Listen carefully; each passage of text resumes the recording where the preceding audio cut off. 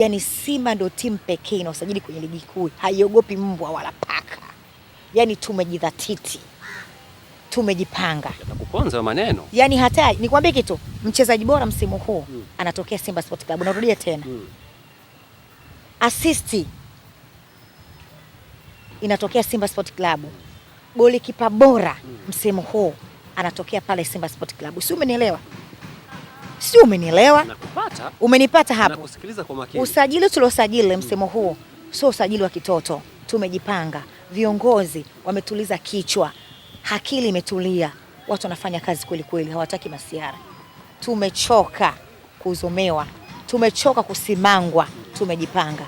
Na nataka tu tuambie viongozi wa Simba, huu ni muda kutuliza akili na maarifa. Hatutaki ligi ikianza waanze maneno yao. Hatutaki ligi ikianza waanze zile shegeshegesha zao. Tunasema hivi, tutaruka nao. Hiyo tunarudia tena, tutaruka nao. Tumejipanga.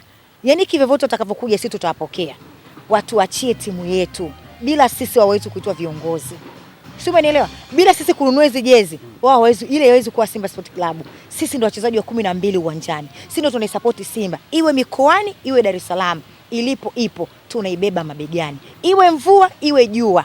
Simba sisi ndio tunajua uchungu wa Simba Sport Club, sio viongozi wetu. Wanapaswa tusikilize sisi mashabiki tunataka kitu gani, sio wao wajiamulie tu maamuzi yao. Kutokana na hili sasa ambalo umeligusia kwamba nyie ndio mnabeba ama mnajua ama mnathamini ubora na umuhimu wa Simba.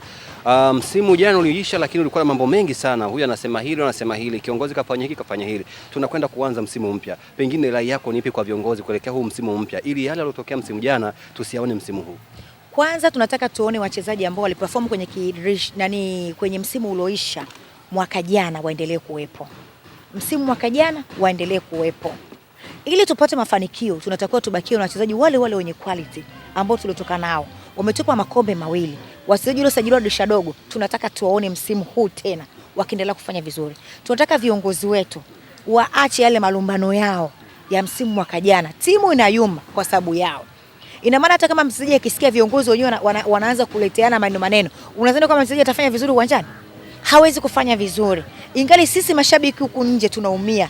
Sisi ndio tunawateseka. Tunasema hivi, tunataka msimu watulize pressure yao. Yaani wasipotuliza pressure yao, sisi tutajua jinsi ya kuipuliza pressure yao. Tutajua jinsi ya kuituliza pressure yao. Sisi mwaka huu mashabiki tumejipanga. Kivyo vyote tumejipanga. Hatutaogopa sijui cha Mangungu, hatutaogopa sijui cha Magori, hatutaogopa cha yote atakayekuja sisi tutacheza naye. Tunataka viongozi wenye discipline, wenye akili, wenye kuongoza timu na kujua hapa mashabiki wa Simba Sport ni kitu gani wanakitaka. Sisi tunataka makombe, tunataka furaha. Hatutaki maneno. Maneno kama na migomvia huko, sio atutolee nje. Sio mpaka wachezaji wajue. Sisi hatutaki.